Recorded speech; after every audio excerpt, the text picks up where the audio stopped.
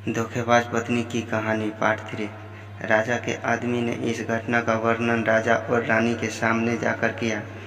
राजा को व्यापारी की पत्नी पर काफ़ी गुस्सा आया, लेकिन रानी ने राजा से कहा कि वह सिर्फ ऐसा कह सकती है, कर नहीं सकती। आखिर वह उसकी पत्नी है और प्रेमिका भी। राजा ने तय किया कि व्यापारी को खतरे में नहीं डालना चाहिए, इसलिए राजा ने अपने कुछ सिपाहियों को आदेश देकर उसके घर के पास खड़ा रहने के लिए कहा।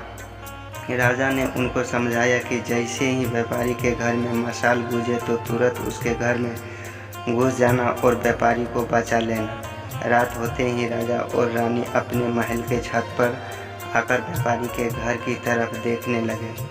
आधी रात हो गई, लेकिन कुछ भी नहीं हुआ। रानी राजा से कहने लगी, देखा मैं कहती थी ना कि वो सिर्फ कह सकती है, ऐसा कर नहीं सकती। रानी ने यह शब्द कहे ही थे कि राजा ने देखा कि व्यापारी के घर की मशाल बुझ चुकी है। राजा को व्यापारी की चिंता होने लगी। थोड़ी देर बाद राजा के वह सिपाही जो व्यापारी की सुरक्षा के लिए वहां खड़े थे, राजा के पास आए और उन्होंने राजा को व्यापारी की मौत की खबर सुनाई।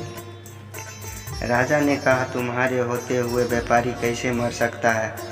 सिपाहियों ने कहा कि उसकी पत्नी ने दी, मैं ही जहर दे दिया था और रात को पति के मरने के बाद उसने घर की मशाल बुझाई, इसीलिए हम कुछ नहीं कर पाए। राजा को इस घटना से न सिर्फ व्यापारी की पत्नी से बल्कि औरत जात से ही नफरत हो गई।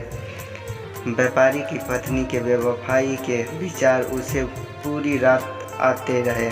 राजा उस रात कभी मिनट सो नहीं पाया। राजा को इस बात का काफ़ी पछतावा हुआ कि उसकी वजह से व्यापारी को अपनी जान गंवानी पड़ी। सवेरे राजा ने अपने एक मंत्री को बुलाया और उसे आदेश दिया कि मैं शिकार करने जा रहा हूँ।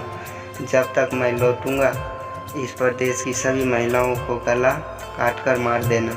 राजा का ऐसा आदेश सुनकर मंत्री ने राजा को काफ़ी समझाने की कोशिश की, लेकिन राजा उसकी एक भी बात सुनने के लिए तैयार नहीं था और राजा ने उसे धमकी दी कि अगर तुमने यह काम पूरा नहीं किया तो सबसे पहले मैं तुम्हें ही मौत की सज़ा दे दूँगा।